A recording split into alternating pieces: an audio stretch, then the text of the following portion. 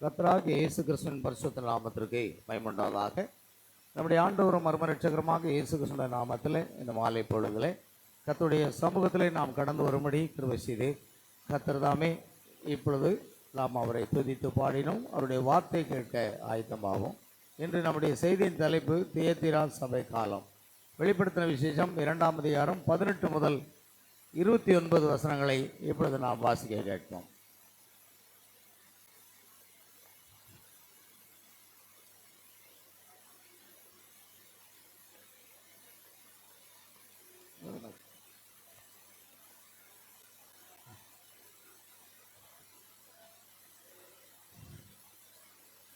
Praise Lord.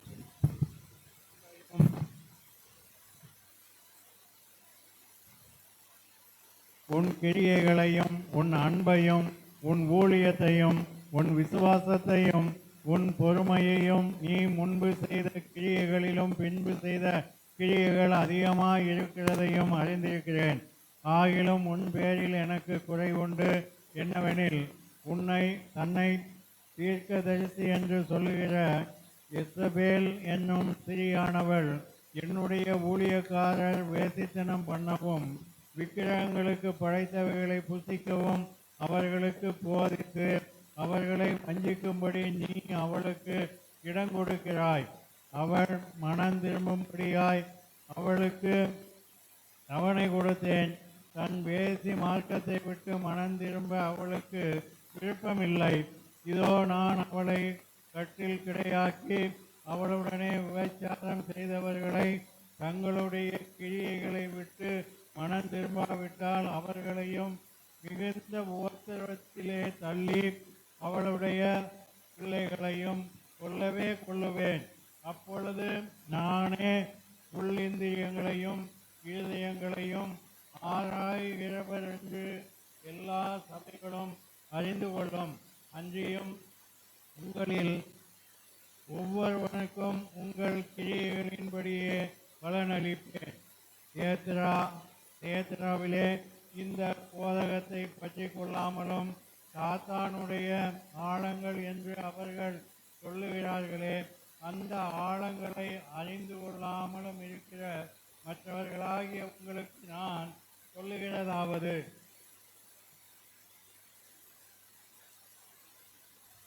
உங்கள் மேல் வேறொரு பாதத்தையும் சுமத்த மாட்டேன். உங்களுக்கு உள்ளதை நான் வருமளவும் பற்றி கொண்டிருங்கள். ஜெயங்கொண்டு முடிவு பரியந்தம் என் கிரியைகளை கை கொள்ளுகிறவன் எவனோ அவனுக்கு நான் என் பிதாவினிடத்தில் அதிகாரம் பெற்றது போல ஜாதிகள் மேல் அதிகாரம் கொடுப்பேன். அவன் இரும்பு கோலால் அவர்களை ஆளுவான். அவர்கள் மண்பாண்டங்களைப் போல நொறுக்கப்படுவார்கள். விடிவெள்ளி நட்சத்திரத்தையும் அவனுக்கு கொடுப்பேன். ஆவியானவர் சபைகளுக்கு சொல்கிறதை காதுள்ளவன் கேட்க கடவன் என்று எழுது. அல்லேலூயா.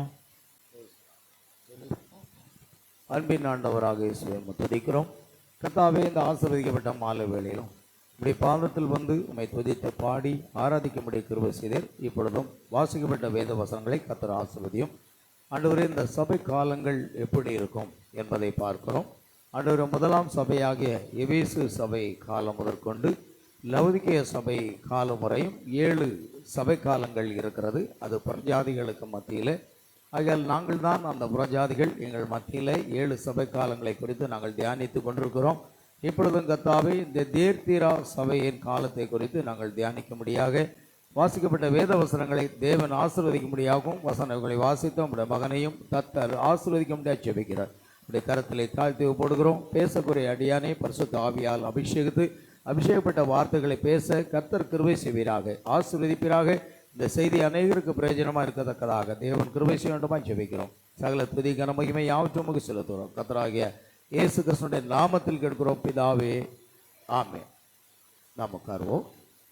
இன்று நம்முடைய செய்தியின் தலைப்பு தியத்திரா சபையின் காலம். தியத்திரா சபையின் காலத்தை குறித்து நாம் பார்க்கிறோம். தியத்திரா சபையின் காலத்தை குறித்து நாம் வாசித்தோம். இங்கு அநேக காரியங்களை பார்த்தோம். எப்பொழுதும் ஒவ்வொரு சபை காலங்கள் பரிசுத்த யோவான் பத்மு என்னும் தீவிலே நாடு கடத்தப்பட்டிருந்த அந்த காலகட்டத்தில்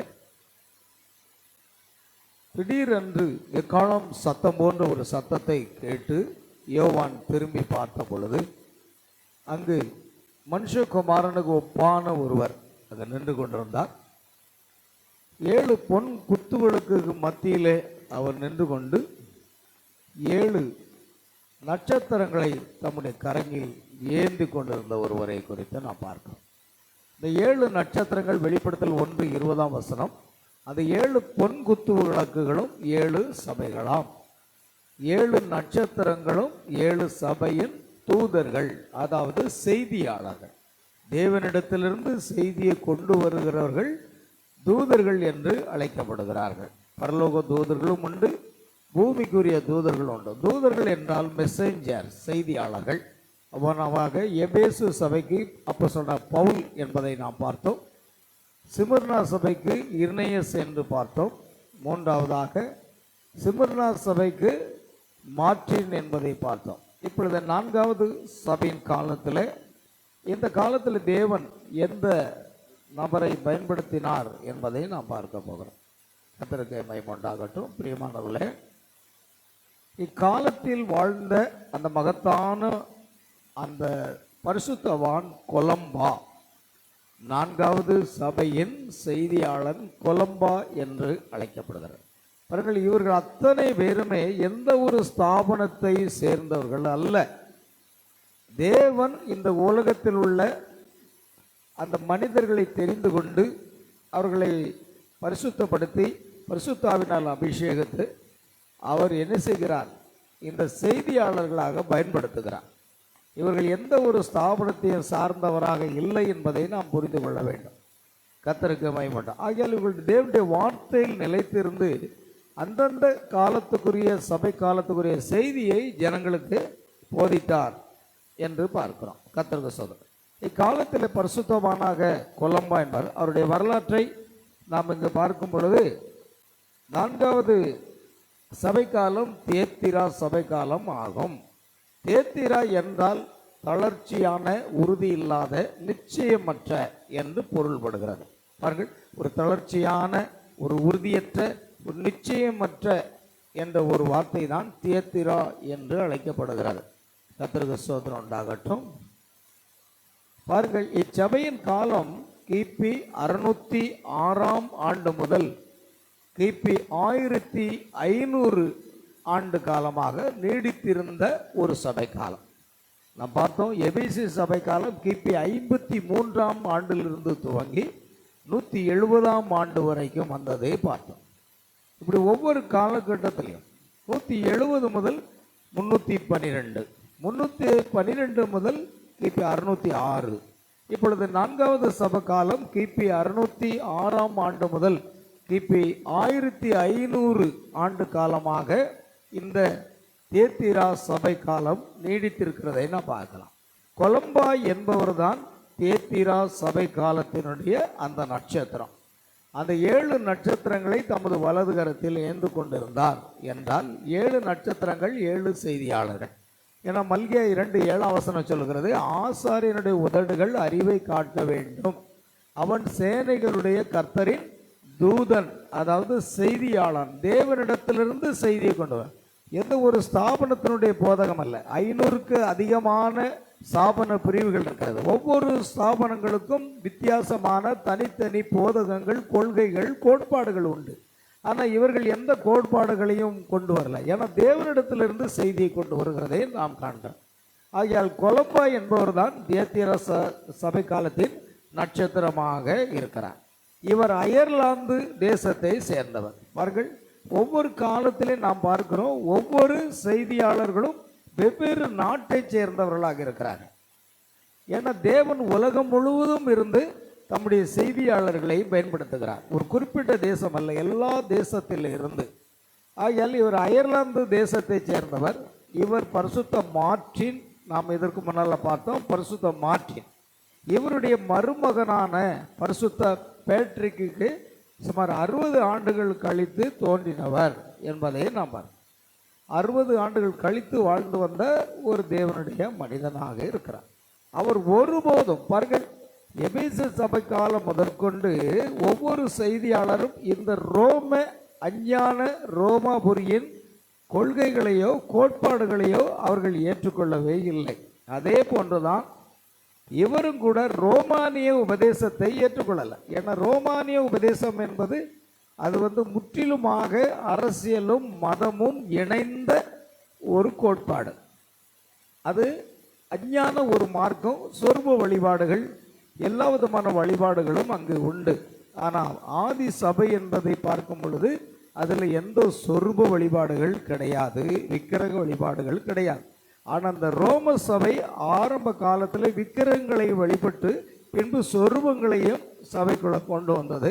இந்த ரோமானிய உபதேசத்தை இந்த தியத்திரா சபையினுடைய செய்தியாளன் கொலம்பா ஒருபோதும் ஏற்றுக்கொள்ளவில்லை. கவனிங்க, எந்த தேவனிடத்திலிருந்து வரக்கூடிய தீர்க்கதரிசியோ செய்தியாளனோ ஒரு காலம் எந்த ஒரு ஸ்தாபனங்களின் போதகத்தை என்ன செய்ய மாட்டார்கள், பிரசங்கிக்கவே மாட்டார்கள். அந்தந்த ஸ்தாபனத்துக்குரிய போதகர்கள் தான் அந்த ஸ்தாபனத்தோடு ஊழியத்துக்கு வரும்போது ஒரு ஒப்பந்தம் செய்து அவர்கள் கையெழுத்திட்டு நாங்கள் இதை தவிர வேறு எதையும் பிரசங்கிக்க மாட்டோம் என்ற ஒப்பந்தத்தோடு அவர்கள் அந்தந்த சபை ஸ்தாபனத்தின் கொள்கைகளை பிரசங்கிப்பார்கள். ஆனால் தேவனிடத்திலிருந்து வருகிறவர் தேவனுடைய வார்த்தையை மட்டுமே பிரசங்கிப்பார் என்பதை நாம் கவனிக்க வேண்டும். ஆகையால் ரோமானிய உபதேசத்தை அவர் ஏற்றுக்கொள்ளவில்லை. அவர் மகத்தான விசுவாச ஒரு மனிதனாக இருந்தார். அவர்கள் விசுவாச ஜீவியத்தில் எப்படி பவுல் சிறப்பாக இருந்தாரோ, இர்னேஸ் எப்படி இருந்தாரோ, மார்டின் எப்படி இருந்தாரோ, அதே போல தான் இவரும் விசுவாசத்தில் உறுதியாக இருந்தார். ரோமன் கத்தோலிக்க உபதேசத்தை அவர் என்ன செய்கிறார், முழுவதுமாக நிராகரித்தார் என்று பார்க்கிறோம். ஒருவரும் அந்த ஸ்தாபன கொள்கைகளை ஏற்றுக்கொள்ளவே இல்லை என்பதை நாம் கவனிக்க வேண்டியது அவசியம். அடுத்தது கவனிங்க, அவர் ஒரு பொழுதும் ரோமாபுரிக்கு போகவே இல்லை. ரோமாபுரிக்கு அவர் போகவும் இல்லையா. ஆமென். அவர் அதை முழுவதுமாக புறக்கணித்தார். அந்த கொள்கைகளையும் கோட்பாடுகளையும் உபதேசங்களையும் புறக்கணித்தார். கொலம்பா இறந்த பிறகு அவர்கள் அவரை பரிசுத்தவான் ஆக்கினார்களா என்பதை காண முடியவில்லை. எவ்வாறு பரிசுத்த மார்ட்டின், ஐரேனியஸ் மற்றும் ஏனையோரையும் அவர்கள் பரிசுத்தவான்கள் ஆக்கவில்லையோ அதே போல கொலம்பாவையும் பரிசுத்தவனாக்கவில்லை. ஏனென்றால் அந்த ரோம சபையினுடைய கொள்கை ஒரு கோட்பாடு என்னவென்றால், ஒரு சபையில் இருந்து கொண்டு அந்த ஸ்தாபனத்தில் இருந்து கொண்டு ஸ்தாபனத்துக்காக உழைத்து மரித்து போனவர்களை அவர்கள் மரித்த பிற்பாடுதான் அவர்களை பரிசுத்தவான் என்று முடிசூட்டுவார்கள். பரிசுத்தவான் என்று என்ன செய்வாங்கன்னா அவர்கள் ஒரு பட்டத்தை கொடுப்பார்கள். எப்பொழுது உயிரோடு இருக்கும்போதில்லை, மரித்த பிற்பாடு தான் அன்னை தெரசா அவர்களுக்கும் கூட கத்தோலிக்க மதத்தோடு சேர்ந்து அவர்கள் பணியாற்றினதுனால அவருடைய பணி சிறப்பான பணி. ஆனால் அது மட்டும் போதாது பிரியமானவர்களே, நாம் எல்லாருக்கும் சிறப்பான பணி செய்யலாம், ஒருவருக்கு ஒரு உதவி செய்யலாம், அதெல்லாம் நம்ம பின்னால் பார்க்க போகிறோம். அது வேறு. இறைப்பணி வேறு, சமுதாய பணி வேறு. சமுதாய பணியில் ஏழைகளுக்கு இறங்கலாம், நாம் எல்லாம் உடைகள் கொடுக்கலாம், அதெல்லாம் நிச்சயம் செய்யணும், அது சமுதாய பணி.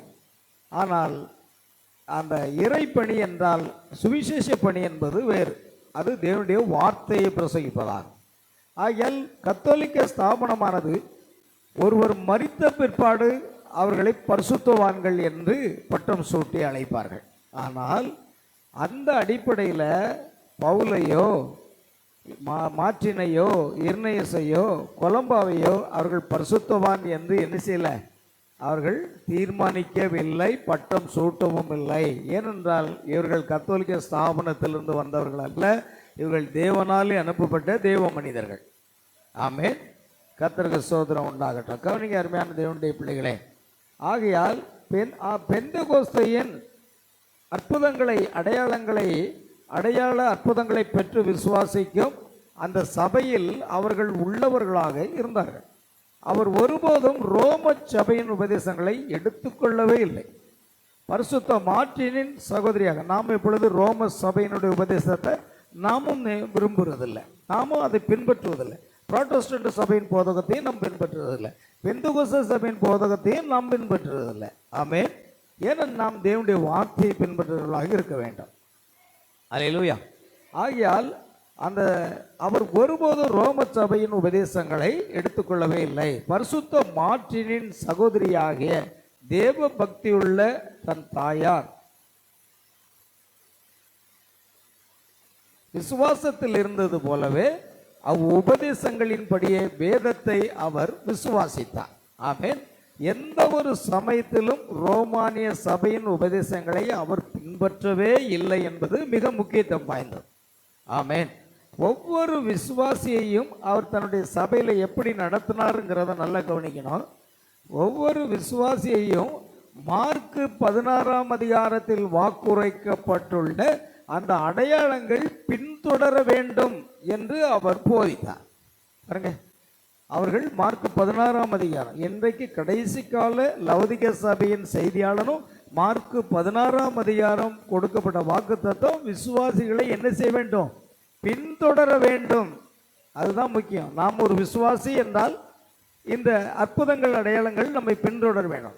என் நாமத்தினாலே என்ன செய்வீர்கள்? பிசாசுகளை துரத்துவீர்கள், நவமான பாசங்களை பேசுவீர்கள், சர்ப்பங்களை எடுப்பீர்கள், சாவுக்கு எதுவான யாதென்று குடித்தாலும் சேதப்படாது, வியாதிஸ்தர் மேல் கைகளை வைப்பீர்கள், அப்பொழுது அவர்கள் சுத்தமார்கள். இந்த அடையாளங்கள் ஒரு உண்மையான விசுவாசி என்ன செய்யும்? பின்தொடரும். அதற்காக எந்த முயற்சியும் நம்ம செய்ய வேண்டாம். நாம் நம்முடைய ஜீவியத்தை முழுவதுமாக தேவனுடைய வார்த்தைக்கு அர்ப்பணித்து தாழ்மையாக ஜீவிக்கும் பொழுது இந்த அற்புத அடையாளங்கள் பின்தொடரும். ஆமென். அல்லேலூயா. அதை அவர் சபைக்கு போதித்தார். பாருங்கள், அப்படித்தான் நானும் அப்படிப்பட்ட நபரை விரும்புகிறேன் என்று விட்டார். தேவன் அவரை காதில் நன்கு விழும்படியான சப்தத்தினால் அழைத்தார். நான் எப்பொழுதுமே சொல்லுவேன், ஒருத்தர் ஊழியத்துக்கு வராருன்னா முதல்ல தேவன் அவரோடு என்ன செய்யணும்? நேரடியாக பேசணும். பேதுரு உலகத்து பூமியில் இருக்கும் பொழுது கூட இயேசு என்ன செய்தார்? பேதுருவை பார்த்து, மீன் பிடிக்கிற உன்னை மனுஷனை பிடிக்கிறவராக்குவேன் என்று சொல்லி அழைத்தார். இப்படி ஒவ்வொருவரையும் அவர் என்ன செய்கிறார்னா ஒரு அழைப்பு கொடுத்து தான் கொண்டு வரார். ஊழியம்னா அதுதான். அழைப்பே இல்லாமல் ஊழியம் செய்தீங்கன்னா தேவன் அதை அங்கீகரிப்பது இல்லை. அப்போ தேவன் நேரடியாக பேசுவார். பாருங்கள், அதுதான் இங்கே சொல்லப்படுது. அவர்கள் தேவனுடைய சத்தத்தை அவர் தெளிவாக கேட்டாராம். அதன் பிற்பாடு தான் அந்த தேவனுடைய சத்தத்தை கேட்டு ஊழியம் செய்யும்போது அவரை ஒன்றுமே தடுத்து நிறுத்த முடியல. காரணம், தேவனுடைய சத்தத்தை நேரடியாக கேட்கிறார். பாருங்கள், நம்ம முதலாம் சபையின் செய்தியாளனாக பவுலை தேவன் சந்தித்தார் அக்னி சம்பத்தில். சவுலே சவுலே ஏன் என்னை துன்பப்படுகிறார்? நீ கர்த்தாவே நீர் யார்? நீ துன்பப்படுகிற இயேசு நானே.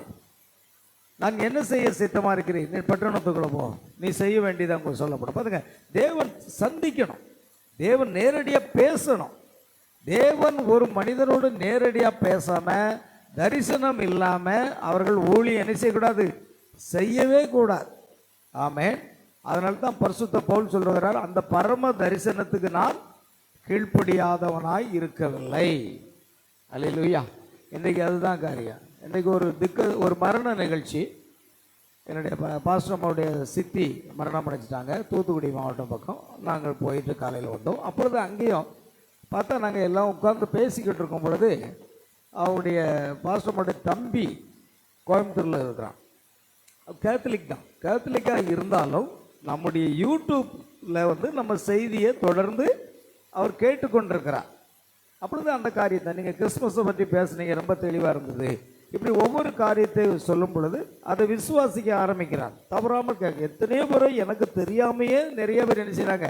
அந்த செய்தியை கேட்டுக்கிட்டு இருக்கிறாங்க. ஆனால் அங்கே உள்ள சர்ச்சுக்குள்ளே மாஸ் நடக்கு. ஆனால் வெளியே உட்கார்ந்து நாங்கள் சுவிசேஷத்தை குறித்து பேசி கொண்டிருந்தோம். ஆமென்.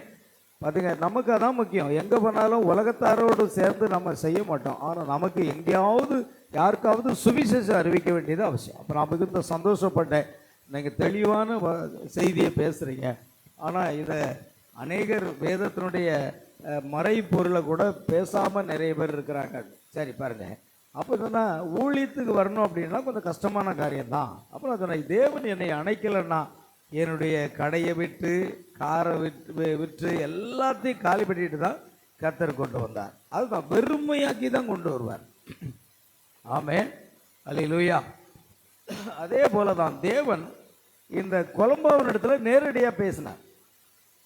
ஆமென். நேரடியாக பேசி அழைத்த பிறகு அவர் ஒன்றுமே தடுத்து நிறுத்த முடியல. கர்த்தர் என்னோடு பேசும்போதே நீ பவுல் பிரசங்கித்த சுவிசேஷத்தை அல்லாமல் சுவிசேஷத்தை பிரசங்கிப்பாயானால் உன் வார்த்தையில் என்ன இருக்கும், வல்லமை இருக்கும்னு 2 முறை பேசினார். அதனால பவுல் பிரசங்கித்த சுவிசேஷத்தை கிட்டத்தட்ட 37 ஆண்டுகளாக பிரசங்கித்து வருகிறேன். அதிலிருந்து நாம் பின்வாங்க முடியாது. ஏன்னா தேவன் நேரடியாக நம்மோடு பேசியிருக்கிறார். அப்படித்தான் கொலம்பாவோடும் நேரடியாக பேசினதுனால அவர் எதுவுமே தடுத்து நிறுத்த முடியல. சத்தியத்தை மட்டும் பேசிட்டு வந்தார், பின்வாங்கி போகவே இல்லை. ஒன்றும் அவரை தடுத்து நிறுத்தமில்லை. அவர் சென்று பாருங்க, அவர் சென்று கொண்டே இருந்தார். அவர் சாலையில் சென்று கொண்டிருந்த போது தேவனுடைய சத்தத்தை கேட்டார். பவுல் தமஸ்குக்கு பிரயாணமாக சென்ற பொழுது தேவனுடைய சத்தத்தை கேட்டார். நாம் தேவனுடைய சத்தத்தை கேட்கலாம், நம்ம கேட்க முடியும். நாம் தேவனோடு நெருங்கி ஜீவிக்கும் பொழுது தேவன் நம்மோடு பேசுவார். கர்த்தர் என்கிட்ட அநேக வசனங்களை பேசியிருக்கிறார். சமயம் வாய்த்தாலும் வாய்க்காவிட்டாலும் திருவசனத்தை நினைச்சி ஜாக்கிரதையா பிரசங்கம் பண்ணு, எல்லா நீடிய உபதேசத்தோடும் கண்டனம் பண்ணி கடிந்து கொண்டு புத்தி சொல்லி அவர்கள் ஆரோக்கியமான உபதேசத்தை கேட்க மனதில்லாமல் செவித்து உள்ளவர்களாகி, இந்த வசனத்தெல்லாம் கர்த்தர் என்கிட்ட பேசியிருக்கார். அதனால தான் சமயம் வாய்த்தாலும் வாய்க்காட்டாலும் திருவசனத்தை பிரசங்கம் பண்ணணும். அது கர்த்தர் அப்படி அநேக வார்த்தைகளை பேசியிருக்காரு. நிச்சயமா அதுதான் காரியம். அல்லேலூயா. அவர் சாலையில் சென்று கொண்டிருந்த போது கூட தேவனுடைய சத்தத்தை அவர் கேட்கிறார். தேவன் அவரோடு பேசுகிறார். ஆமென். பாருங்க, தேவனோடு நெருங்கி இருக்கும் பொழுது தேவன் நிச்சயம் நம்மோடு பேசுவார். கொலம்பாவின் ஊழியத்தில் நடந்த அநேக அற்புதங்கள் அங்கே இருக்கிறது. ஆனால் இது ஒரு காரியத்தை நாம் பார்ப்போம். கர்த்தர் நேற்று மாற்றின் மூலமாக போன வாரம் அநேக அற்புதங்கள் நடந்தது. அதையும் நாம் என்ன செய்தோம், பிரசங்கித்தோம். அருமையான காரியங்கள் நடந்ததெல்லாம் பார்த்தோம். ஆனால் நம்ம டெக்னிக்கல் எரர் மூலமாக அந்த செய்தியை நம்ம ஒளிபரப்ப முடியாமல் போயிடுச்சு. அதனால் எப்போதும் புதன்கிழமை ஜெபத்தோடு வரணும். புதன்கிழமை மட்டும் இல்லை, எப்பொழுதும் ஆராதனைக்கு வரும்போது என்ன செய்யணும், முந்தின காலையிலேயே நல்லா ஜெபம் பண்ணி, ஆண்டவரே இன்றைக்கி ஆராதனைக்கு எதுவும் தடை வரக்கூடாது, செய்தியை நல்லபடியாக ஒளிபரப்பு போகணும் என்று ஜெபித்து வரும்பொழுது தான் சாத்தானை தேவன் தடை செய்து விடுவார். ஆமென். அல்லேலூயா. பாருங்க, ஆகையால் இந்த கொலம்பாவினுடைய ஊழியத்தில் நடந்த அநேக அற்புதங்கள் இருக்கிறது. கர்த்தர் அவரை அனுப்பிய ஒரு நகரத்திற்கு அவர் சென்ற பொழுது ஒரு நகரத்தில் போய் பிரசங்கிக்க போகிறார். அவர் நகரத்தார் அவரை ஏற்றுக்கொள்ள விரும்பவில்லை. நகரத்தின் வாயிலை அவர்கள் அடைத்து விட்டார்கள். முன்னெல்லாம் பழைய காலத்தில் பாருங்கன்னா நகரத்துக்கு ஒரு வாசல் இருக்கும். அந்த வாசலை மீறி யாரும் அந்த நகரத்துக்குள்ளே வர முடியாது. அப்படி தான் இருந்தது. அந்த எரியோ கோட்டை போன்று. அப்படியாக அந்த வாயிலை அடைத்து விட்டு அவர் உள்ளே வந்து பிரசங்கம் பண்ணக்கூடாது என்று அவர்கள் அதை அடைத்து விட்டார்கள். அது மட்டுமல்ல, அவர் பிரசங்கிக்கிற இடத்துக்கு பக்கத்தில் இசைக்கக்கூடிய அந்த மனிதர்களை, இசைக்கருவிகளை இசைக்கும் கலைஞர்களை கொண்டு வந்து கொலம்பாவின் பிரசங்கம் கேட்கக்கூடாதபடிக்கு அவரது சத்தத்தை அடக்கி போடும்படி பாருங்க, இசைக்கருவிகளை வாசிக்கிற நிறைய பேர் இவர் பிரசங்கம் பண்ணிட்டு இருக்காரு. இதை மக்கள் கேட்கக்கூடாது என்பதற்காக இசைக்கருவிகளை எல்லாம் கொண்டு வைத்து இசைக்கக்கூடிய இசை கலைஞர்களை கொண்டு இசைக்கருவிகளை சத்தமாக வாசித்தாங்களாம். இவர் பிரசங்கத்தை கேட்கக்கூடாதுங்கிறதுக்காக. பாருங்க, எப்பொழுதும் உண்மையான பிரசங்கத்தை ஜனங்கள் கேட்காதபடி சாத்தான் என்ன செய்வான், தடை செய்து கொண்டே இருப்பான். ஆனால் தேவனால் அபிஷேகப்பட்ட ஊழியக்காரன் இதை குறிச்செல்லாம் கவலைப்பட மாட்டான். ஆமென். கவனிங்க, அப்படி அவர்கள் சத்தம் மிக உரத்த சத்தத்தோடு அந்த இசைக்கருவிகளை இசைக்க வைத்தார்களாம். கொலம்பா அப்பொழுது பிரசங்கிக்க ஆரம்பித்தார். கவனிங்க, தேவ வல்லமையினால் அவரது பிரசங்கம் இசை கலைஞர்களின் வாத்திய இசைப்பின் உரத்த சத்தத்தை அடக்கி போட்டு, அவ்வளவு சத்தமா இசைக்கருவிகளை வாசித்தாலும் இவருடைய பிரசங்கம் அவ்வளவு வல்லமையா இருக்கு. அவ்வளவு வல்லமையா பிரசங்கிக்கும் போது அந்த இசைக்கருவிகளுடைய சத்தம் அடங்கி போனதான். அது மேல் எழும்பி வர முடியல. இவருடைய சத்தம் மேலோங்கினது. அப்படி யாவரும் பிரசங்கத்தை கேட்கும்படிக்கு அந்த இசைக்கருவின் சத்தம் அடங்கி போனது. இவருடைய சத்தம் மேலங்கி வந்தது. ஜனங்கள் அந்த செய்தியை கேட்டு என்ன செய்தார்களா, அங்குள்ளவர்கள் நகரத்தின் உள்ளே அந்த அவர் என்ன செய்தார் பாருங்க, அடைக்கப்பட்ட நகரத்தின் வாயிற்கதவுகள் தானாகவே திறகொண்டது. எப்படி பேதுருவை சிறைச்சாலையில் வறுக்கும் பொழுது சபையார் ஊக்கமாக ஜெபித்தார்கள். கர்த்தர் தம்முடைய தூதனை அனுப்பி சிறைச்சாலையின் கதவுகள் திறந்தது. அவருடைய கட்டுகள் அறுவுண்டு கர்த்தர் வெளியே கொண்டு வந்தார். இன்றைக்கும் இயேசு நேற்றும் இன்றும் என்றும் மாறார். சபையாருடைய ஜெபம் மிக மிக முக்கியமானது. ஆமென்.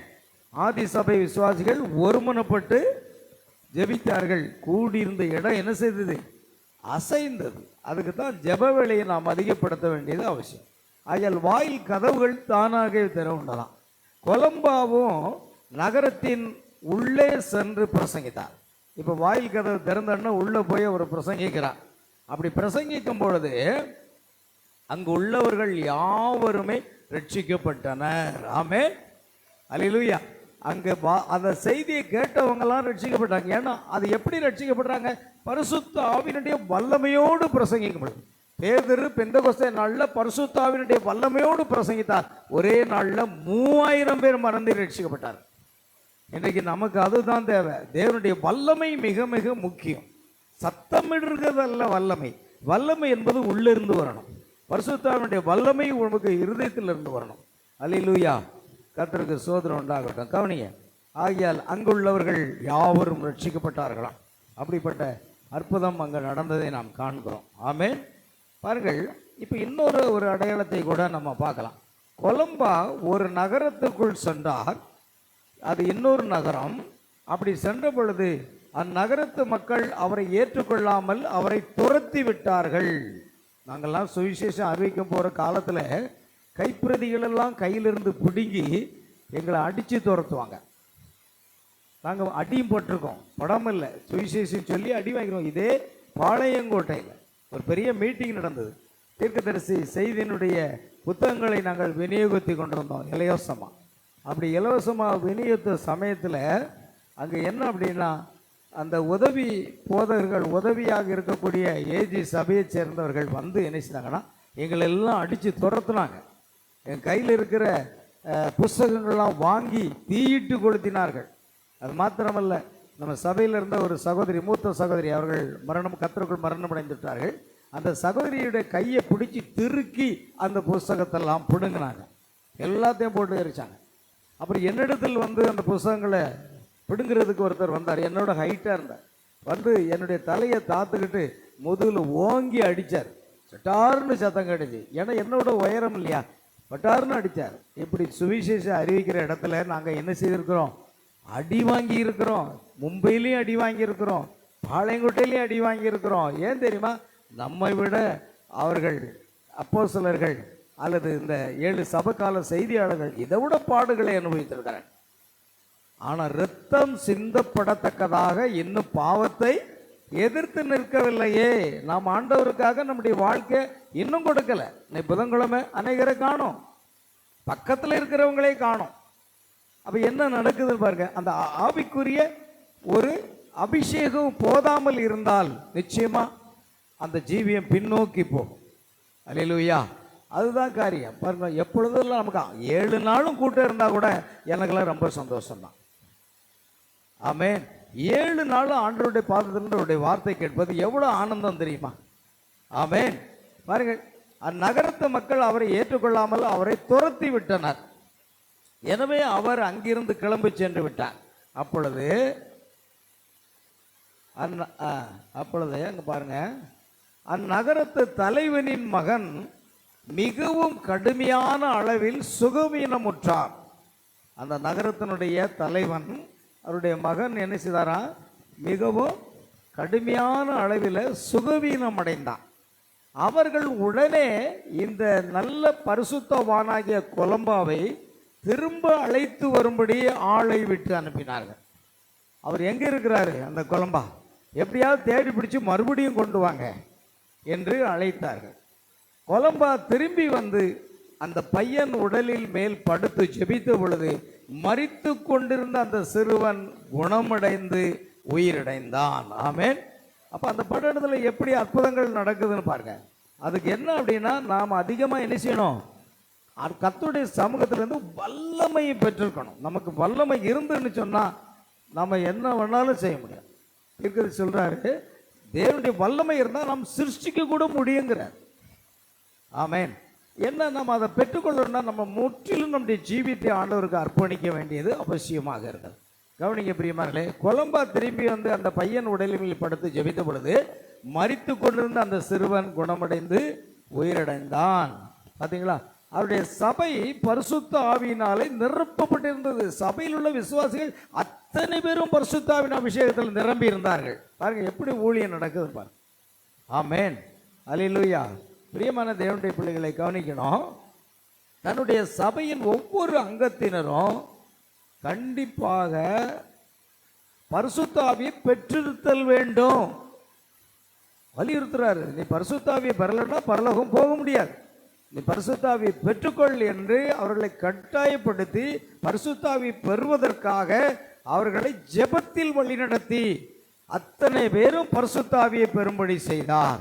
பாருங்கள், இதை ஒரு மகத்தான ஊழியம் என்பதை பாருங்கள். அல்லேலூயா. கவனிங்க அருமையானவர்களே. ஆகையால் ஒவ்வொருவரையும் பரிசுத்த ஆவிக்கு நேராக வழிநடத்தலாம். அதற்கு குறைவான எதுவும் அவர்களுக்கு தேவையில்லை. கர்த்தருக்கு ஸ்தோத்திரம். ரோமானிய சபையின் குருக்கள் ஆட்சியை அவர் ஆட்சேபித்து அதை மிகவும் கடுமையாக வெறுத்தார். அந்த குருக்கள் ஆட்சியை மிகவும் வெறுத்தார். கொலம்பா தான் இந்த 4வது சபையின் நட்சத்திரம். அல்லேலூயா. ஆண்டவர் சோதரம் உண்டாகட்டும். பிரியமானவர்களே, இன்றைக்கு இந்த மரண வீட்டுக்கு நான் சென்ற பொழுது கூட இந்த குருவானர் வந்து அவர்கள் ரோமன் கத்தோலிக்க குருவானர் வந்து ஜெபம் செய்வதற்கு முன்பாக நாங்கள் போய் சேர்ந்தோம். அப்போ அங்கிருந்த அவருடைய மகளும் சேர்ந்து நீங்கள் ஒரு ஜெபம் பண்ணுங்கன்னு சொன்னாங்க. அப்போ நான் ஒரு பாட்டு பாடலாமான்னு கேட்டேன். பாருங்கள், எல்லாரும் குழுமி இருக்கும்போது நான் ஒரு பாடலை பாடினேன். பிரியமர்களே, பாடலை பாடி நான் ஜெபித்தேன். கர்த்தர் அடியனை அங்கு கனப்படுத்தினார். ஆமென். அல்லேலூயா. ஆனால் குருக்கள் ஆட்சி என்பது ஒரு பாரம்பரியமாக தான் செய்வார். நாம் பரிசுத்தாவின் அபிஷேகத்தோடு பாடுவோம். அது முடிந்து அடக்க முடிந்து நான் உட்கார்ந்து இருக்கும்போது ஒரு சகோதரி என்னிடத்தில் வந்து என் கையை பிடித்து கொண்டு, நீங்கள் பாடின பாடல் எனக்கு கண்ணீரே வந்துட்டு அப்படின்னு சொன்னாங்க. உண்மையை சொல்கிறேன். நீங்கள் பாடின பாடல் எனக்கு என்ன வந்துட்டு, கண்ணீரே வந்துட்டு. அவ்வளோ பிரசன்னமாக இருந்தது அந்த பாட்டு அப்படின்றாங்க. பாருங்க, அப்போ பரிசுத்தாவின் அபிஷேகத்தோடு நடத்துகிற ஆராதனையும் பிரசங்கமும் வித்தியாசமாக இருக்கும் என்பதை நாம் கண்டுகொள்ள வேண்டும். அல்லேலூயா. இயேசு கிறிஸ்து கூட வேத பாரகர் போதிக்கிறது போல போதிக்கலையாம், அதிகாரம் உடையவராய் போதித்தாராம். அப்போ வேத பாரகர் என்றால் யாரு? வேதாகம கல்லூரியில் பயிற்சி பெற்றவர்கள். அவர்கள் பிரசங்கம் பண்ணுறதுக்கும் இயேசு கிறிஸ்து பிரசங்கம் பண்ணுறதுக்கும் வித்தியாசம். அதே போல் நாம் பரிசுத்தாவினுடைய வல்லமையோடு பிரசங்கிக்கிற பிரசங்கத்துக்கும் இந்த வேதாகம கல்லூரியில் பட்டம் பெற்றவர்களுடைய பிரசங்கமும் நிச்சயமாக வித்தியாசமாக இருக்கும். ஆமென். கர்த்தர் ஸ்தோத்திரம். ஆகையால் கொலம்பா என்ன செய்தார்? கொலம்பா தான் இந்த 4வது சபையின் நட்சத்திரம், செய்தியாளன். அவர் என்ன செய்து கொண்டிருந்தார்? அந்நிய பாஷைகளில் பேசி கர்த்தராகிய இயேசுவின் நாமத்தினால் ஞானஸ்நானம் கொடுத்து மற்றும் இன்ன பிற காரியங்களையும் செய்து ஆதி சபை மக்கள் செய்ததான கிரியைகளை விடாமல் நிறைவேற்றி கொண்டே போனார். நாம் இன்னைக்கு அதுதான் முக்கியம். ஆதி சபையில் என்ன நடந்ததோ அதை நாம் செய்ய வேண்டியது அவசியமான ஒரு காரியமாக இருக்கிறது. அல்லேலூயா. ஆதி சபையில் என்னென்னலாம் நடந்தது? அவர்கள் வரங்களை பெற்றிருந்தாங்க, ஜெப வல்லமை பெற்றிருந்தாங்க, என்னெல்லாமோ பெற்றிருந்தாங்க. அதையும் நாம் என்ன செய்யணும்? கொண்டு வரணும். நம்ம சபைக்கு கொண்டு வரணும். ஒரு ஊழியக்காரனோட சபையின் பாஸ்டரோடு விசுவாசிகள் ஒத்துழைப்பு கொடுத்தால் நிச்சயமாக ஆதி சபையில் என்ன கிரிகள் இருந்தோ அதை நாம் கண்டிப்பாக என்ன செய்ய முடியும்? அதை நிறைவேற்ற முடியும் என்பது மிக முக்கியமானது. பாருங்கள், அப்படித்தான் ஒவ்வொரு சபையின் செய்தியாளன் என்ன போதிக்கிறாரோ அதை அப்படியே விசுவாசிகள் கீழ்ப்படிந்தார்கள். ஆமென். கர்த்தருக்கு ஸ்தோத்திரம் உண்டாகட்டும். கவனிங்க. ஆகையால் அவர்கள் ஆதி சபை மக்கள் செய்ததான கிரியைகளை விடாமல் நிறைவேற்றி கொண்டே போனார். தேவன் முடிவில்லாதவராக இருப்பாரானால் துவக்கத்தில் தன் சபையை எப்படி நிர்மாணித்தாரோ, எப்படி நடத்தினாரோ அதே விதமாகத்தான் அது காலங்கள் தோறும் அது சிறுபான்மையாக இருந்தாலும் ஆமென், சிறுபான்மை இருந்தாலும் தொடர்ந்து நீடித்து வர வேண்டும். ஏறத்தாழ இது முற்றிலும் நசுக்கப்பட்டு அற்றுப்போகிற நிலையில் அது மீண்டும் லூத்தர் மூலமாக தோன்றுகிறது. இப்பொழுது அந்த 18ஆம் வசனத்தை நாம் பார்க்கிறோம் பிரியமானவர்களே. அந்த வெளிப்படுத்தின விசேஷம் 2ஆம் அதிகாரம் 18. தியத்திரா சபையின் தூதனுக்கு நீ எழுத வேண்டியது என்னவெனில், பார்த்தீங்களா, வெளிப்படுத்தல் 2:18 வசனம். எழுதப்பட்ட இவைகளை பாருங்க. தியத்திரா சபையின் தூதனுக்கு நீ எழுத வேண்டியது என்னவெனில், அக்கினி ஜுவாலை போன்ற கண்களும்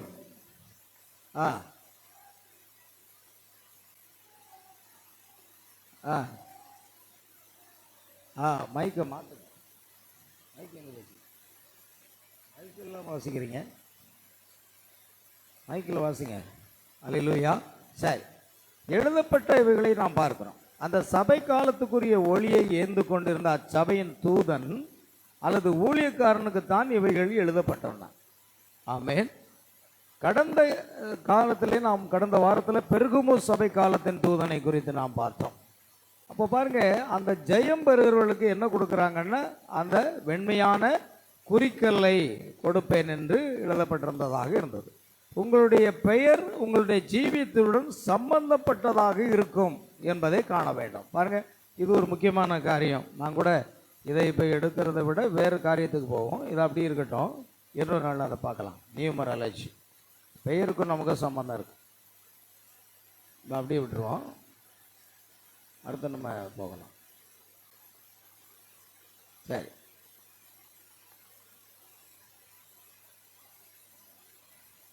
பெருகுமு சபையினுடைய அந்த காரியத்தை நாம் ஏற்கனவே பார்த்துட்டோம். பெயருக்கும் நமக்கு இருக்கிற சம்பந்தம், அதை பற்றி அவர் அருமையாக சொல்கிறாரு. அது மிக முக்கியமானத ஒரு காரியமாக இருக்கிறது. கர்த்தருக்கு மகிமை உண்டாகட்டும். பிரியமானவர்களே, நம்ம அதை இன்னும் சொல்ல, இயேசு ஜெயங்கொண்ட ஒருவராக இருந்த பொழுது அவருடைய பெயர் மாற்றப்பட்டது. அதுமாதிரி அநேகருடைய பெயர் வேதாகமத்தில் மாற்றப்பட்டிருக்கிறது. கர்த்தர் ஸ்தோத்திரம். நாம் முக்கியமாக இந்த இதை பார்க்கலாம்.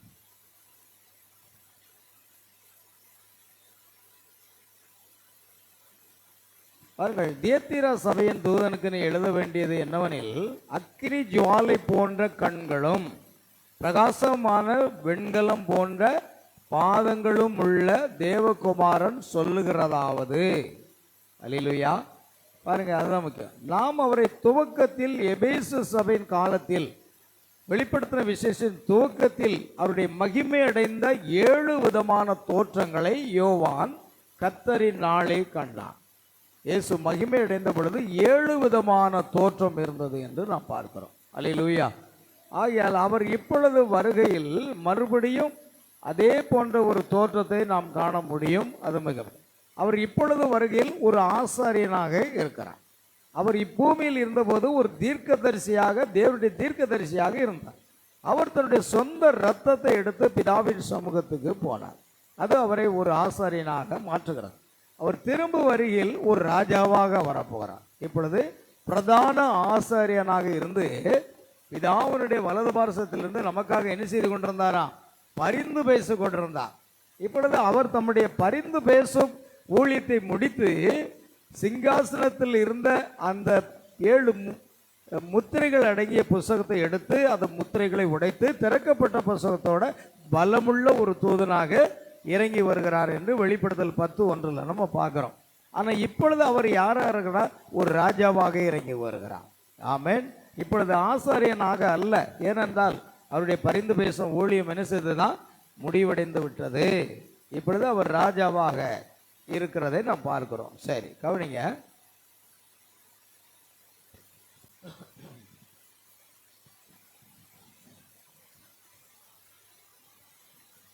இப்பொழுது அவருடைய கண்கள் அக்கினி ஜுவாலையை போல இருக்கும். ஒரு காலத்தில் அவருடைய கண்கள் மனுஷீக கண்ணீரினால் மங்கி போயிருந்தது. இந்த உலகத்தில் இருந்த பொழுது ஒரு தீர்க்கதரிசியாக இருந்தார், ஒரு மனிதனாக இருந்தார். அவருடைய கண்கள் மங்கி போனதாக இருந்தது. காரணம், ஜனங்களை பார்த்து கண்ணீர் விட்டார். எருசலேமை பார்த்து என்ன செய்தாரா? கண்ணீர் விட்டார். லாசருடைய கல்லறைக்கு முன்பாக என்ன செய்தார்? கண்ணீர் விட்டு அழுதார். அதனுடைய அவர் கண்கள் மங்கி போயிருந்ததுன்னு சொல்லி, மரித்து கொண்டிருக்கிற மனிதனை பார்த்து அவனுக்காக கண்ணீர் விட்டு கொண்டிருந்தான். அல்லேலூயா. ஆம், கர்த்தருக்கு ஸ்தோத்திரம். ஆனால் அவன் உயிரோடு எழும்ப போகிறதை அவர் அறிந்தவராய் அவ்வாறு செய்தார். அவர் மனுஷிக பச்சாதாபத்தினால் நிறைந்திருந்தார். ஆனால் அக்கண்களுக்கு பின்னால் ஒரு மனிதனின் ஜீவித்திற்குள்ளாக பார்த்து அவன் யார் என்பதை பற்றியும் மற்றும் அவனை பற்றிய அனைத்து காரியங்களையும் கூறியக்கூடிய ஒரு வல்லமை அவருக்குள் இருந்தது. மனிதனுடைய அந்தரங்கமான காரியங்களையும் கூட அவர் எடுத்து வெளிப்படுத்தி கொடுத்தாருன்னு நம்ம பார்க்கிறோம். அல்லேலூயா. அக்கினி ஜுவாலை போன்ற அந்த கண்கள், ஆமென், பிரதிபலிப்பாக அது இப்பொழுது வந்தது. இப்பொழுது அவருடைய கண்கள் எப்படி இருக்குங்க? அக்கினி ஜுவாலையை போன்ற ஒரு கண்களாக அது காணப்படுகிறது. ஆமென், கர்த்தருக்கு ஸ்தோத்திரம் உண்டாகட்டும். கவனிங்க அருமையானவர்களே. ஆகையால் இப்பொழுது அப்படித்தான் அதை பார்க்கிறோம். அவருக்கு முன்பாக உங்களுடைய பாவங்கள் வெளியரங்கமாக வெளிப்படுத்தி காண்பிக்கப்படும். கர்த்தருக்கு முன்பாக எந்த ஒரு மறைவான பொருளுமே இல்லை என்பதை நாம் கவனிக்க வேண்டும். இருபுறம் கருக்குள்ள பட்டயம் அவருடைய வாயிலிருந்து புறப்பட்டது. ஆமென், அது தேவனுடைய வார்த்தை என்று நாம் பார்த்தோம். ஏன்னா எபிரேயர் 4:12 இப்படி சொல்லுகிறோம், அவருடைய தேவனுடைய வார்த்தையானது இருபுறமும் கருக்குள்ள எந்த பட்டயத்தை விட கருக்கானதாக இருக்கிறது. அது ஆத்மாக்களையும் ஆவியையும் ஊனையும் கணுக்களையும் உருவக்குத்துறதாக இருக்கிறது என்று எழுதியிருக்கிறது. ஆமென். ஆகையால் அது இருபுறம் கருக்குள்ள ஒரு பட்டயம் அவருடைய வாயிலிருந்து புறப்பட்டது என்றால் அது தேவனுடைய வார்த்தை. ஆமென். அவருடைய பாதங்கள் பிரகாசமான வெண்கலமாக இருந்ததை நாம் பார்க்கிறோம். அது அவருடைய அஸ்திபாரத்தை குறிக்கிறது. வெண்கலம் பொதுவாக நியாய தீர்ப்புக்கும் ஒரு அடையாளமாக இருக்கிறது.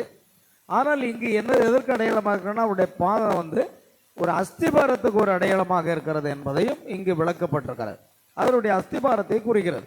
சர்வ வல்லமுள்ள தேவனுடைய உக்கிரமமாகிய மதுவுள்ள ஆலையை அவர் மிதித்து பாவங்களை தன்மேல் எடுத்துக்கொண்டு அதை பரிகரித்து தேவனை அவர் பிரியப்படுத்தினார். ஆமென். அவருடைய அஸ்திபாரமே நம்முடைய அஸ்திபாரம். எப்படி அவர் அஸ்திபாரத்தை ஒரு கிறிஸ்தவத்தை துவங்குவதற்கு எப்படி அஸ்திபாரம் இட்டாரோ அதே அஸ்திபாரத்தை நாம் பின்பற்ற வேண்டியது அவசியம். ஆமென். நாம் நிற்கக்கூடிய அந்த கன்மலை என்னதான்? அது கிறிஸ்து தான். அந்த கன்மலையின் மேல் அஸ்திபாரம். பாருங்கள், நான் சொன்ன வார்த்தைகளை கேட்டு அதன்படி நடக்கிறவன் எவனோ அவன் கன்மலையின் மேல் தன் வீட்டை கட்டின புத்தியுள்ள மனுஷனுக்கு ஒப்பாயிருப்பான் என்பதை நம்ம பார்க்கிறோம். அல்லேலூயா. ஆகையால் பிரியமானவர்களே, வார்த்தையின்படி செய்யலைன்னா அது மணலின் மேல் கட்டப்பட்ட ஒரு வீடாக இருக்கும். பெருமழை சொரிந்து பெருமழை காற்று அடித்து அதில் மேலும் பொழுது அது விழுந்து முழுவதும் என்ன செய்யும்? அழிந்து விடும். கிறிஸ்தவர்களாகிய நம்முடைய அஸ்திபாரம் கண்மலையாகிய கிறிஸ்துவின் மேலே இருக்கும். ஒரு ஸ்தாபனத்தின் மேலே இருக்கக்கூடாது.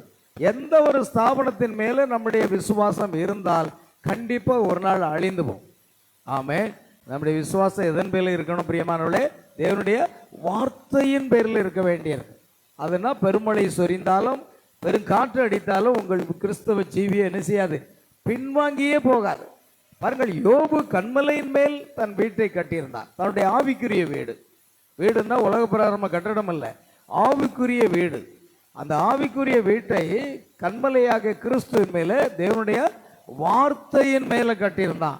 அதனால அவனுக்கு எவ்வளவு சோதனை வந்தாலும் அவன் பின்வாங்கி போகவே இல்லை.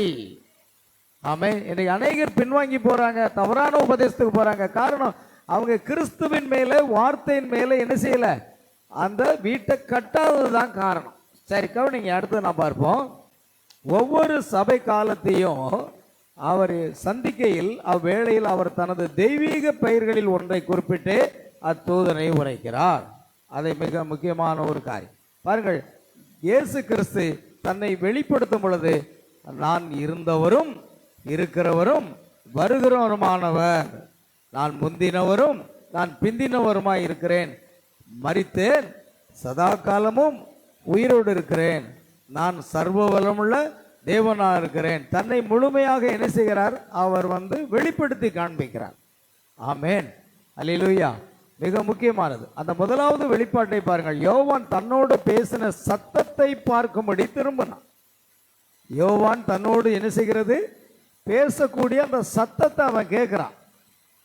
நம்மை போல சாதாரண ஒரு மனிதன் தான், ஆனா தேவனுடைய சத்தத்தை கேட்கிறான். பவுல் தேவனுடைய சத்தத்தை கேட்கிறான். கிதியோன் தேவனுடைய சத்தத்தை கேட்கிறான். ஆமென். அப்ப நாமும் தேவனுடைய சத்தத்தை கேட்கும் அளவுக்கு ஆவிக்குரிய ஜீவியத்தில் வளர்ந்தோம் அப்படின்னா கேட்கலாம். ஆனா நம்முடைய ஆவிக்குரிய வளர்ச்சி இன்னும் மிக குறைவா இருக்கிறதுனால தேவனுடைய சத்தத்தை நம்ம என்ன செய்யல, இன்னும் கேட்க முடியல. நிச்சயம் அவர் நம்மோடு பேசும் தெய்வம் தான். ஆமென். பாருங்கள், அவனோடு பேசிய முதல் காரியம் என்னவெனில், எந்த ஒரு அரசனும் தான் இன்னார் பேசுகிறேன் என்று தெரியப்படுத்துகிறான். பாருங்கள், நாம் இன்னைக்கு வந்திருக்கிற நம்ம செல்ஃபோன் வந்திருக்கு. செல்ஃபோனை எடுத்த உடனே நீங்கள் யார் பேசுகிறீங்க? ஓ, நான் இன்னார் பேசுகிறேன். ஒருவருக்கு ஒருவர் அறிமுகப்படுத்துகிறார்கள். பார்த்தீங்களா? அப்போ அங்கே என்ன புரியுது அப்படின்னா, யார் பேசுகிறார்களோ அவர்கள் தன்னை என்ன செய்கிறார்கள்? அறிமுகப்படுத்துகிறார். இப்போ நம்ம யார்ட்டையாவது பேசுகிறோம், நான் பாஸ்டர் ஸ்டீபன் பேசுகிறேன் அப்படின்னு தன்னுடைய பெயரை அங்கே கொண்டு வரும். அதே போல தான் தேவனும் நான் நான் ஆதியும் அந்தமாக இருக்கிறேன், நான் அல்பாவும் ஒமேகா இருக்கிறேன், நான் இருக்கிறவராக இருக்கிறேன் என்று தன்னை அறிமுகப்படுத்தி கொண்டு அவர் பேசுகிறதை நம்ம பார்க்கிறோம். இது மனித இயல்பாகவும் காணப்படுகிறது. ஆமென். ஆகையால் பாருங்கள், இங்கே நான் வில்லியன் பிரணாம், நான் ஜான் டோ என்று நம்முடைய பெயரை முதல்ல அறிமுகப்படுத்துகிறோம். ஃபோனில் பேசும்போது சிலவங்க யார் பேசுகிறோம், எங்கேருந்து பேசுகிறோன்னு கேட்கவே மாட்டாங்க. கேட்காம நீங்கள் மாடசாமி தானே, சாயங்காலம் டவுனில் இந்த இடத்துக்கு வந்துருங்க அப்படின்னு என்கிட்ட சில பேர் பேசியிருக்காங்க. ஐயா, நான் மாடசாமி இல்லைப்பா, ஆளை விடு. ஆமே. அது மாதிரி யார் பேசுகிறான்னு கூட கேட்க மாட்டாங்க. அதுக்கு முன்னால் அவர் பேசிக்கிட்டே இருப்பார். சாயங்காலம் கரெக்டாக டவுனில் வாகியடி முக்குக்கும் நீங்கள் வந்துருங்க அப்படின்னு சொல்லுவார்.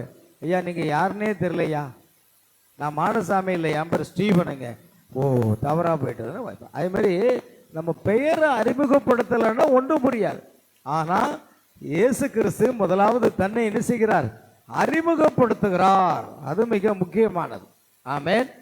கர்த்தருக்கு ஸ்தோத்திரம் உண்டாகட்டும்.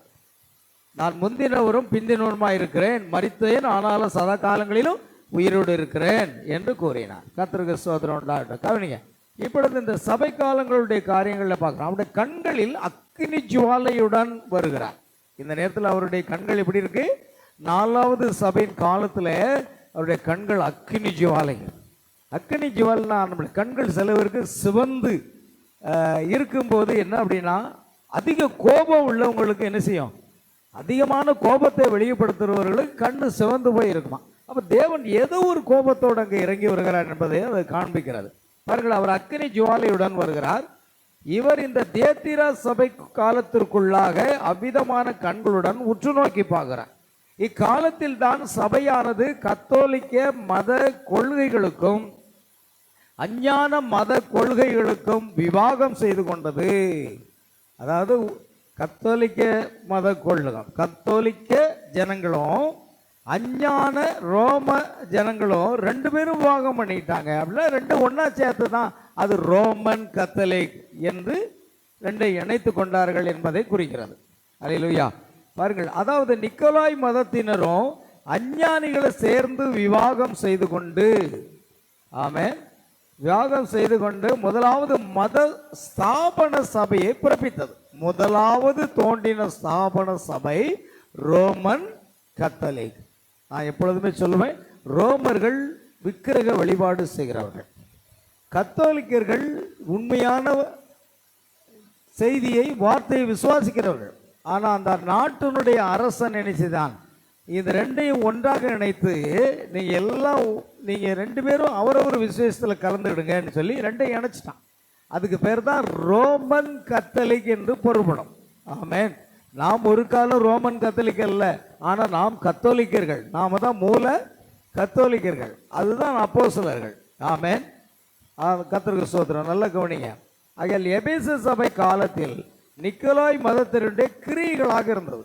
எபேசு சபை காலத்தில் நான் வெறுக்கிற நிக்கோலாய் மதஸ்தரின் கிரியைகளை நீயும் இருக்கிறாய் என்று ஆண்டவர் இயேசு அங்கே வெளிப்படுத்துகிறார்.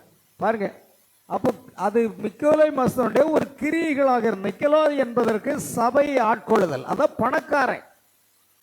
பெரிய பெரிய பணக்காரங்க, செல்வாக்கு உள்ளவர்கள், செல்வந்தர்கள் சபையை ஆள ஆரம்பிச்சாங்க. சபையில் போதகர்களை நியமிக்க ஆரம்பிச்சாங்க. முழுவதும் அவருடைய கட்டுப்பாட்டுக்குள் வந்தது. அதுதான் நிக்கோலாய் மதஸ்தரின் கிரியைகள். பாருங்கள், பெருகமு சபை காலத்தில் அது போதகமாக மாறினது. முதல்ல நிக்கோலாய் மதஸ்தரின் கிரியா இருந்தது, பின்பு என்னவாயிட்டது? ஒரு போதகமாகவே மாறிவிட்டது.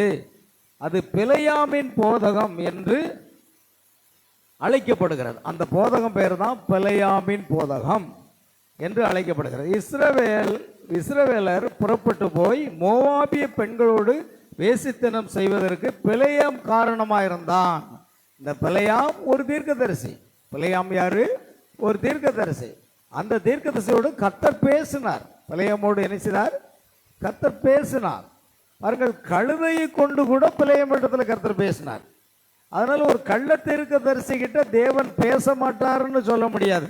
அவன் கள்ள கிறிஸ்துவா இருக்கலாம், கள்ள தீர்க்கதரிசியா இருக்கலாம், ஆனாலும் தேவன் பேசுவார் என்பது உண்மைதான். ஆனால் அவருடைய செயல்பாடு, அவருடைய நோக்கம் தவறாக இருக்கும் பட்சத்தில் தேவனுடைய கோபம் அவர் மேல் வரும். ஆகையால் பாலாக்கினுடைய ராஜாவினிடத்துல அவன் என்ன செய்தான்? ஒத்துழைப்பு கொடுத்தான். பாலாக்கு ராஜா சொன்னா, இஸ்ரவேல் ஜனங்கள் பலத்து பெருகி கொண்டே இருக்கிறார்கள், அவர்கள் பலன் உள்ளவர்கள், அவர்களை நான் எதிர்த்து ஜெயிக்க முடியாது. ஆகையால் நீ வந்து எனக்காக அந்த ஜனங்களை என்ன செய்யணும்? சபிக்க வேண்டும் என்று கேட்டுக்கொண்டான். இதைத்தான் அவன் சபிக்கிறதுக்கு தான் போறான். அவன் ஒரு தீர்க்கதரிசி தான். சபிக்க போகும்போது தான் கழுதை சுவரோட உரசி அவனுடைய காலில் ரத்தம் வருது. அப்புறம் கழுதை இந்த பக்கம் போகுது, குறுகின சந்து வழியா போகுது. ஆனாலும் அவன் கழுதை அடிக்க ஆரம்பித்தான். அந்த நேரத்தில் கழுதையின் வாயை கர்த்தர் திறந்தார். கழுதை என்ன செய்கிறது? நான் உனக்கு பல ஆண்டுகளாக சேவை செய்து வருகிறேனே, நீ என்னை ஏன் அடிக்கிறாய் என்று சொன்னான். நீ என்னுடைய வார்த்தை கீழ்ப்படிந்து நடக்க மாட்டேங்கா என்று சொன்னான். அந்த நேரத்தில் உருவின பட்டயத்தோடு கூட கர்த்தர் முன்னே நின்றார். ஆமென். கழுதை போக மறுத்தது. ஏன்னா கழுதையினுடைய கண்ணுக்கு தெரியுது கர்த்தர் உருவின பட்டயத்தோடு நிற்கிறார். இந்த பிள்ளையாமுடைய கண்ணுக்கு தெரியல. இன்னைக்கு பார்த்தீங்கன்னா 100% கிறிஸ்தவத்தில் கள்ள போதகர்களும் கள்ள தீர்க்கதரிசிகளும் தான் இருக்கிறாங்க. கண்டுபிடிக்கணும், நாம கண்டுபிடிக்கணும். எல்லாமே பைபிளை கையில தூக்குனா உடனே பாஸ்டர்னு நினைச்சு நிறைய பேர் ஏமாந்து போறீங்க இல்லையா? இந்த மணி நேரத்துக்கான செய்தியை அவங்க விசுவாசிக்கலன்னா ஒரு காலம் அவர்களை ஏற்றுக்கொள்ள முடியாது. ஏன் அப்போஸ்தலர் 2:37 படி ஞானஸ்நானம் எடுக்க மாட்டீங்க? ஆமே. இந்த காலத்துக்கு மல்கியா 4:5-6 படி அனுப்பப்பட்ட தீர்க்கதரிசியை ஏற்றுக்கொள்ள மாட்டேங்க? வெளிப்படுத்தல் 10:1 படி பலமுள்ள தூதன் கீழே இறங்கி வந்திருக்கிறார் என்று சொல்லும் பொழுது அதையே ஏற்றுக்கொள்ள மாட்டேங்க? ஆமென், அல்லேலூயா. அது மிக கவனம். ஆகையால் இந்த பிழையாமனுடைய போதகம் என்ன?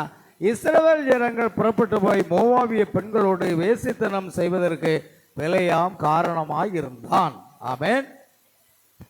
அந்த மோவாபியர் இன்றைக்கு இருக்கிற வெதுவெதுப்பான ஸ்தாபன சபை உறுப்பினருக்கு ஒரு முன் உதாரணம். அந்த மோவாபியர் யாருன்னா, இன்றைய வெதுவெதுப்பான சூழ்நிலையில் இருக்கக்கூடிய ஸ்தாபன சபை.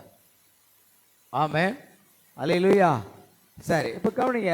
மோவாப்பு லௌகிக சபைக்கும் மகத்தான ஸ்தாபன சபைக்கும் ஒரு எடுத்துக்காட்டாக இருக்கிறது. பார்த்தீங்களா? நிக்கோலாய் மதத்தினர் போதகம் சபையில் இருக்கிற அனைத்து அதிகாரத்தையும் எடுத்து போட்டு, ஆமென், சபையில் இருக்கக்கூடிய அனைத்து அதிகாரத்தையும் எடுத்து போட்டு அதை குருக்களின் மேல் வைத்து அவ்வாறு அதை ஒரு சடங்காச்சார மத ஸ்தாபனமாக ஆக்கிவிட்டது. ஆமென். பாருங்க, இன்னைக்கு நான் போயிருந்த அந்த சர்ச்சில் பார்த்தீங்கன்னா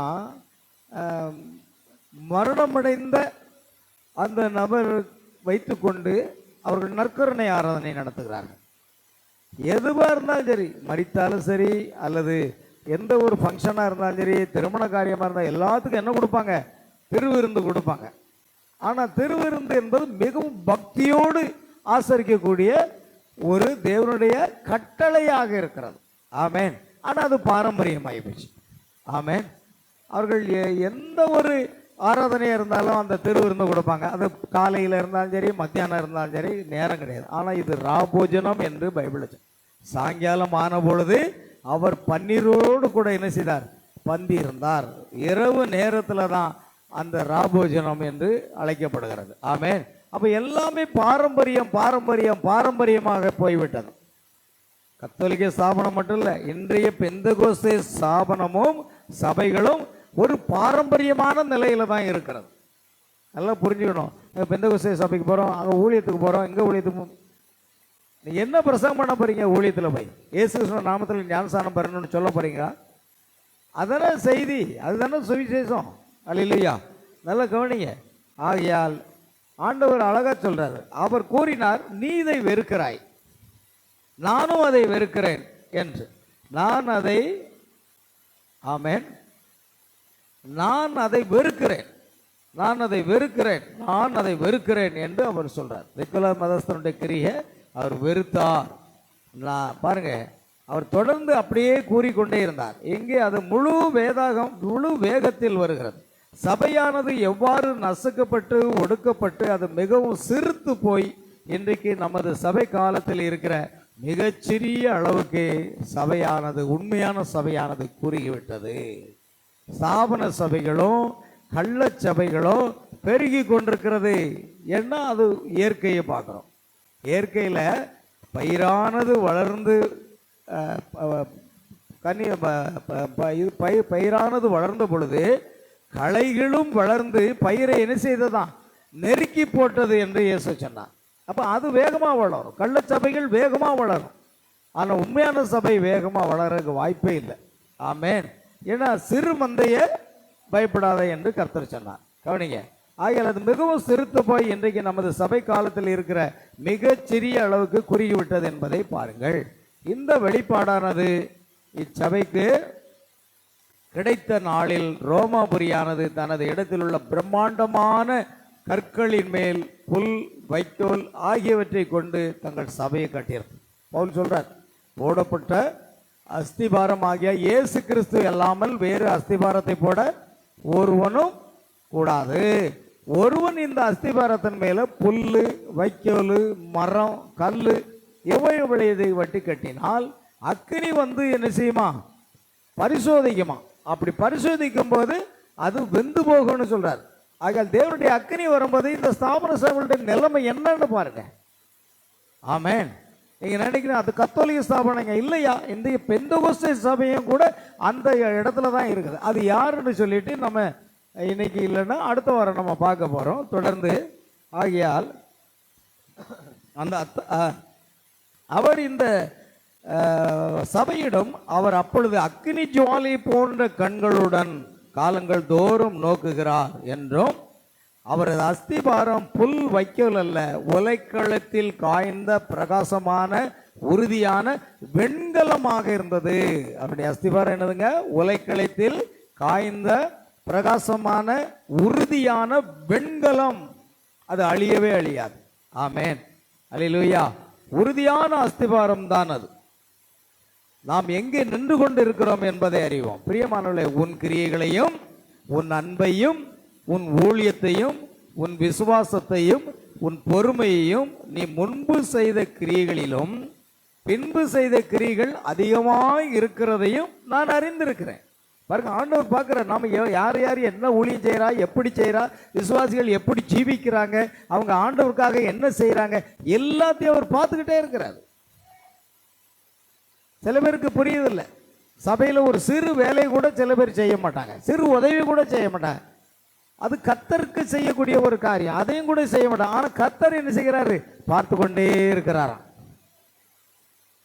தீர்க்கதரிசியும் சொல்றார், தேவன் நீங்கள் என்ன செய்து கொண்டிருக்கிறீர்கள் என்பதை கவனித்துக் கொண்டே இருப்பாராம். நீங்கள் செய்த அந்த அளவுக்கு தக்கதாக தேவனுடைய ஆசீர்வாதம் உங்களுக்கு வரும் என்று சொல்லுகிறார். அல்லேலூயா. நம்முடைய ஒரு விசுவாசியினுடைய நிலை எப்படி, அவங்க என்ன செய்கிறாங்க, இயேசுவுக்கு எனக்காக என்ன செய்கிறாங்க, எல்லாத்தையும் ஆண்டவர் கவனிச்சுக்கிட்டே இருப்பார். பாஸ்டரை ஏமாத்திடலாம், ஆனால் இயேசு கிறிஸ்துவை ஏமாற்ற முடியாது. அல்லேலூயா. ஆகையால் உன் கிரியைகளை, உன் அன்பையும் உன் ஊழியத்தையும் உன் விசுவாசத்தையும் உன் பொறுமையையும் நீ முன்பு செய்த கிரியைகளிலும் பின்பு செய்த கிரியைகள் அதிகமாக இருக்கிறதையும் நான் அறிந்திருக்கிறேன். பாருங்க, அவருக்கு தெரியும். ஆண்டவரை நாம் ஏமாற்ற முடியாது. பிரியமானவர்களே, வெளிப்படுத்த 2:19 சரி. சபை காலத்தில் சபையானது ஏறத்தாழ அறுப்புண்டு போன நிலையில் மிகவும் குறைந்து போன நிலைக்கு ஆகிவிட்டது. இக்காலத்தில் அவர்கள் மகத்தான ஆவிக்குரிய எழுப்புதல் கூட்டங்களை பெற்றிருப்பதிலிருந்து அகன்று கிரியைகளை சார்ந்து கொள்ளும் நிலைக்கு போய்விட்டார்கள். உன் கிரியைகள் என்ன? இன்னைக்கு எல்லாமே கிரியைகள் தான். அது ஆவிக்குரிய எழுப்புதலை விட்டுட்டாங்க. கிரியைகளை சார்ந்து கொள்ளும் நிலைக்கு சபை போய்விடும். நாம் நம்முடைய கிரியைகளை சார்ந்திருப்பதை தேவன் விரும்பவில்லை. பாருங்க, அந்த ஏழைக்கு நான் ட்ரெஸ் எடுத்து கொடுத்தேன், அவங்களுக்கு சாப்பாடு போட்டேன், நம்ம இதுக்கு காணிக்க கொடுத்தோம், அதை செய்தேன் இதை செய்தேன்னு சொல்கிறோம்ல, அந்த கிரியைகளை ஆண்டவர் என்ன சொல்கிறாருன்னா அது மட்டும் போதாது, அது நல்லது தான், ஆமேன். ஆனால் ஆவிக்குரிய ஒரு எழுப்புதல் அது மிக முக்கியமானது. ஆமேன். நம்முடைய கிரியைகளை சார்ந்திருப்பதை தேவன் என்ன செய்யலையா? விரும்பவில்லை என்று சொல்லு. அது ஸ்தாபன சபையின் அடையாளம். ஸ்தாபன சபை தான் அதை அதிகமாக செய்யுது. இன்னைக்கு பாருங்க, நம்மை விட ஸ்தாபன சபையில் இருக்கிறவங்க என்ன செய்கிறாங்க? எல்லாருக்கும் துணிமணிகளை எடுத்து கொடுக்காங்க, அதை செய்கிறாங்க, இதை செய்கிறாங்க, உதவி பணம் கொடுக்க எல்லாமே செய்கிறாங்க. ஸ்தாபனங்கள் அதை செய்கிறது, அரசும் அதை செய்கிறது. ஆமேன். அது ஒரு விதமான கிரியைகள் தான். ஆனால் அந்த கிரியைகள் மட்டுமே போதாது, அது மிக முக்கியமானது. ஸ்தாபன சபைகளும் அதை செய்கிறது. கர்த்தருக்கு ஸ்தோத்திரம் உண்டா. நாங்கள் அதை கொடுக்குறோம் இதை கொடுக்குறோம் அப்படின்லாம் நம்ம சொல்கிறோம். பிரியமானவர்களே, அதை மேன்மைப்படுத்த ஒன்றுமே இல்லை. நீங்கள் கிரியைகளை உங்களை கிறிஸ்தவராக்கியோட போதுமானதல்ல. இந்த கிரியைகளை மட்டும், நல்ல காரியங்களை நன்மைகள் செய்கிறது மட்டும் உங்களை கிறிஸ்தவராக மாற்றாது. ஆமேன். சேவை மனப்பான்மையுடன் கூடிய அக்கிரியைகள் நல்லது தான். ஆமேன். ஆனால் ஒரு கிறிஸ்தவனாக ஆவதற்கு பரிசுத்த ஆவியின் ஞான ஸ்நானத்தினால் கிடைக்கும் மறுபடியும் பிறந்த அனுபவமே தேவையாக இருக்கிறது. பார்த்தீங்களா? சேவை மனப்பான்மையோடு செய்கிறோம். இப்போ அன்னை தெரசா கூட என்ன செய்தாங்கன்னா சேவை மனப்பான்மை நிறைய காரியங்களை செய்தாங்க. அந்த கிரியை மட்டும் போதுமானது அல்லங்கிறது மிக முக்கியம். ஆமேன். அதே போல் இன்னைக்கு ஸ்தாபனங்களும் சரி, அரசாங்கமும் சரி, அரசியல் கட்சிகளும் சரி, ஏழைகளுக்கும் மற்றவங்களுக்கு பண உதவி செய்கிறாங்க. என்னென்ன பொருட்கள் வாங்கணுமோ அதுக்கு எல்லாம் உதவி செய்கிறாங்க. அதனால அவர்கள் நீதிமானை விட முடியாது. அந்த செய்கைகளின் மூலமாக அவர்கள் பரலோகத்தை பெற்றுக்கொள்ள முடியாது என்பதை நாம் இங்கே சொல்ற. உன் கிரியைகளை நான் அறிந்திருக்கிறேன். பாருங்க, அவர் சொல்றாரு, ஆனாலும் உன்னிடத்தில் என்ன உண்டு? குறைவுண்டுன்னு கடைசியில் கொண்டு வராரு. பார்த்துக்க, ஸ்தோத்திரம் உண்டாகட்டும். ஆகிய பிரியமானவர்களே, அந்த சபையினர் அன்பு, விசுவாசம் ஆவிகளை கொண்டிருப்பதை விடுத்து அதற்கு பதிலாக கிரியைகளையே சார்ந்து கொள்ள தலைப்பட்டனர். பார்த்தீங்களா? இயேசு கிறிஸ்து ஒரு தடவை சொல்றார், யூதர்களை பார்த்து சொல்றார், நீங்க ஒர்த்தலாமிலும் வெந்தயத்திலும் சீரகத்திலும் என்ன செய்றீங்க? தசமமாக செலுத்துறீங்க. ஆனா தேவனுடைய அன்பையும் நீதியையும் இரக்கத்தையும் விட்டு விடுகிறீர்கள் அப்படின்னு சொல்றார். பாருங்க, வாசிங்க. அது மத்தேயு 23:23 இருக்கு. நமக்கு நேரம் இல்லை, நம்ம முடிச்சிருவோம்.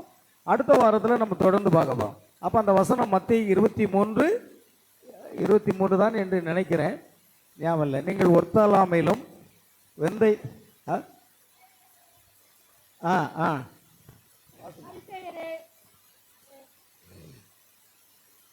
நீங்கள் ஒத்தலாமிலும் வெந்தயத்திலும் சீரகத்திலும் தசம்பாகம் செலுத்தி நியாயப்பிரமாணத்தில் கற்பிக்கிற விசேஷித்தவைகளாகிய நீதியையும் இரக்கத்தையும் விசுவாசத்தையும் விட்டுவிட்டீர்கள். அதை விட்டு விட்டீங்க. பார்த்தீங்களா? அப்போ நம்ம தசம்பாகம் கொடுக்கறது நல்லது, காணிக்க கொடுக்கறது நல்லது.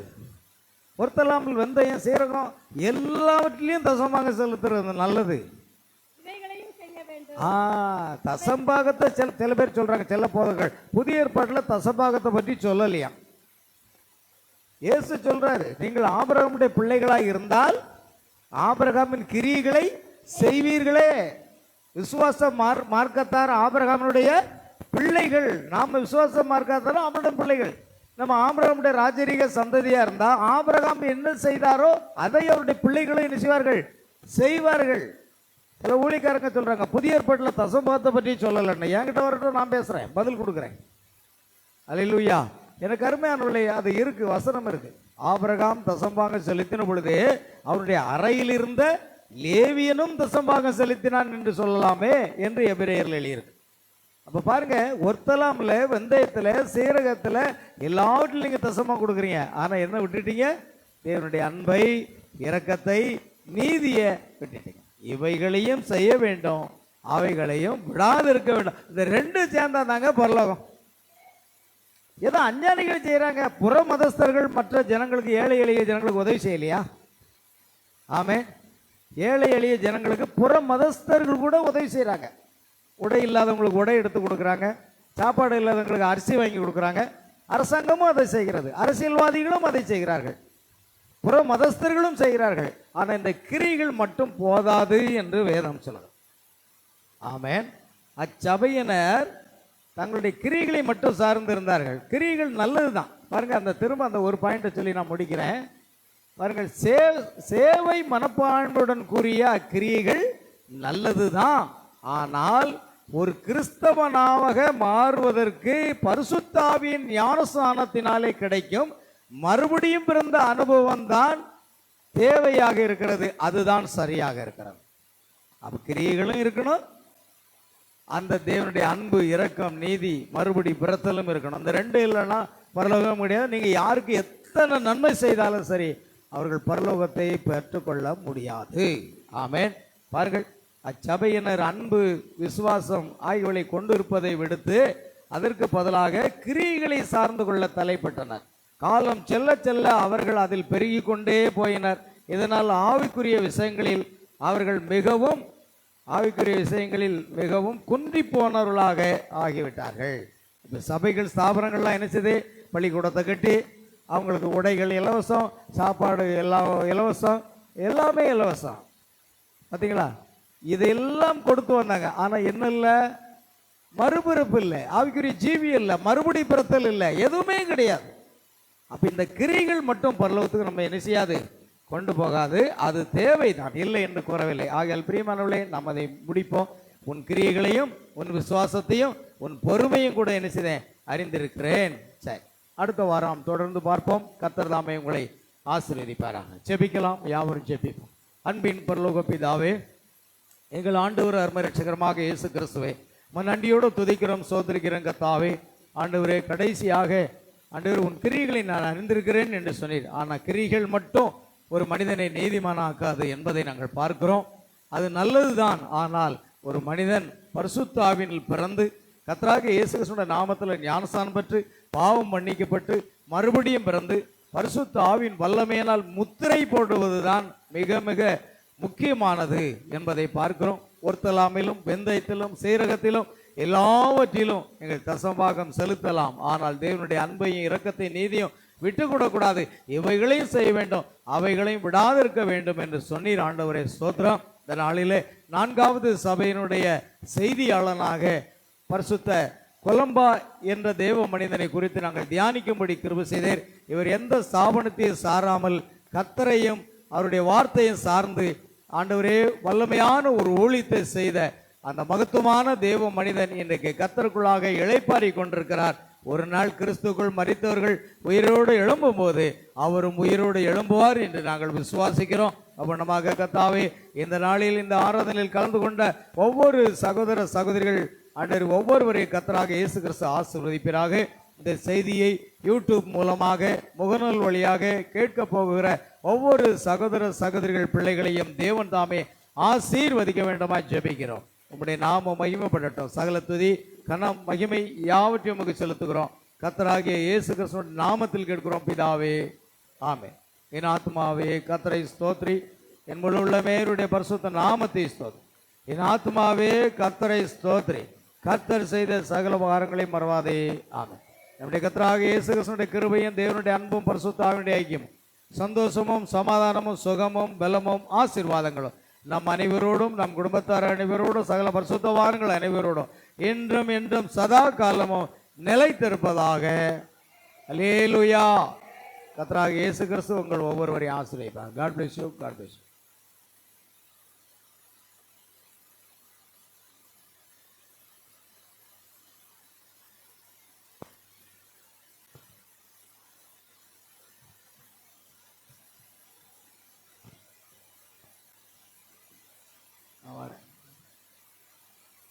கொடுத்தியா? கொஞ்சம் டைம் ஆகும்.